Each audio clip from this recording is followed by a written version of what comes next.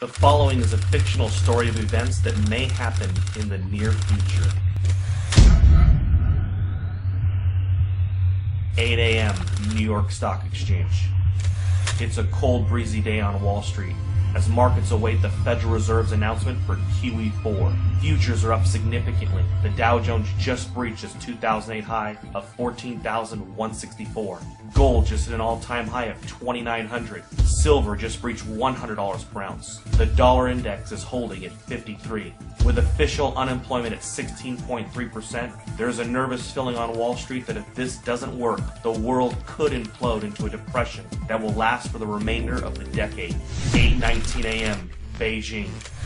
Chinese officials announced that they can no longer allow Washington to devalue their holdings. After making their concerns private, China accepts that Washington will never stop paying its debts with inflated currency. China makes an official statement from Beijing, quote, "We have made our concerns known privately for some time. With QE4 about to be announced today, China will have no choice but to stop purchasing U.S. treasuries.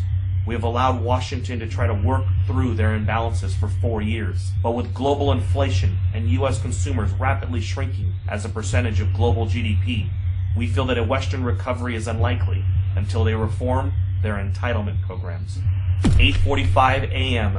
New York Stock Exchange. Upon hearing the statement from China, Dow futures have a sharp reversal and begin to drop. Gold leaps past $3,000 per ounce, up $150 per ounce in the last 26 minutes. CNBC awaits a statement from the White House. 8:50 a.m. Washington, D.C. The president makes an official statement to calm investors' fears.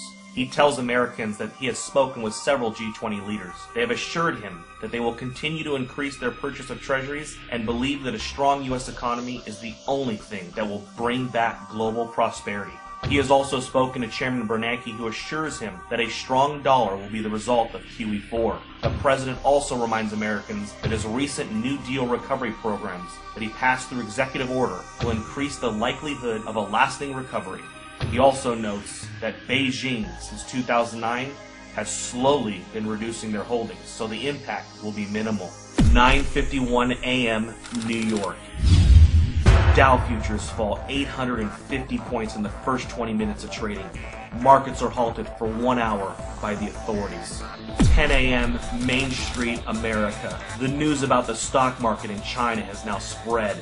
A panic begins to set in and unprepared Americans rush to the grocery store. In an attempt to purchase food and water, Americans that didn't know what was going on are alerted by all of the news stories and panic buying. Within 50 minutes, there is a nationwide rush to the stores. Empty store shelves in America become a reality. 10:52 a.m. New York. Markets reopen and the Dow Jones resumes its collapse. Investors around the world join the sell-off in bonds and stocks and begin to purchase commodities. Unlike the panic of 2008, this time commodities are seen as the only safe haven from a dollar crisis.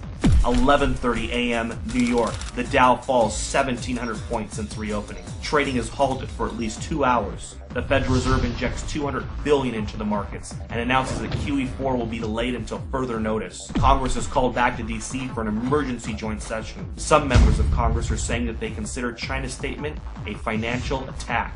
12 p.m. Main Street, America. Several cities begin to see civil unrest after grocery stores are forced to close. Traffic in the streets and violence break out. The president puts the National Guard on alert for a possible deployment onto U.S. streets if things don't get under control soon. Several news agencies are reporting injuries at grocery chains and call for the authorities to do something before it gets worse. 12:15 p.m. Toronto, Canada. George Soros tells CNBC that a run on treasuries is imminent and that there is nothing the government can do to stop it. He says it is unfortunate that a controlled decline of the dollar was not coordinated better over the years. Today really could have been avoided if not for the Tea Party politicians who demanded fiscal responsibility and a constitutional government. 3 p.m. Gold closes at $11.53 for the day at $4,053 per ounce. Silver closes at $173 per ounce. The president announces that due to civil unrest in some areas of the country, U.S. stock markets will remain closed for the rest of the day. With the exception of mining and other inflation-related stocks, the majority of U.S. stocks are down significantly due to the sell-off and flight to safety in commodities. The Federal Reserve announces that it will begin to purchase U.S. treasuries and stocks in order to stabilize the markets. But this only feeds investors' fears of a full-blown treasury run and collapse of the dollar. 6 p.m.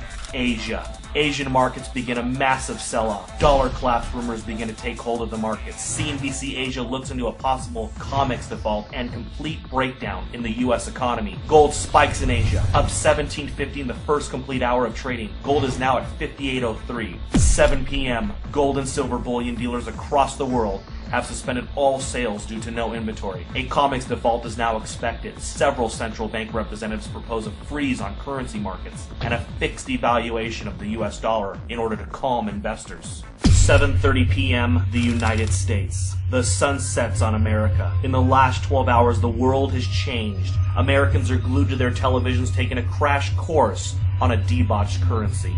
Smoke from fires in the cities have put a dark cloud over the nation. 7:45, the Federal Reserve. The Federal Reserve announces it will inject $1.5 trillion into the markets in order to stop any further decline in stocks. 7:55 p.m., OPEC. The final nail in the coffin. OPEC nations halt oil trades in U.S. dollars until further notice. They will only accept euros, renminbi, or gold. 7:59 p.m. The Federal Reserve's announcement to inject $1.5 trillion into the markets causes a sharp reversal in overseas markets. Stocks begin to rally even as Main Street melts down. 8 p.m. Manhattan. Gerard Adams, president of the National Inflation Association, sends out an urgent email alert. In it, he informs members that it is with great sadness that the time to warn and prepare Americans for hyperinflation has ended.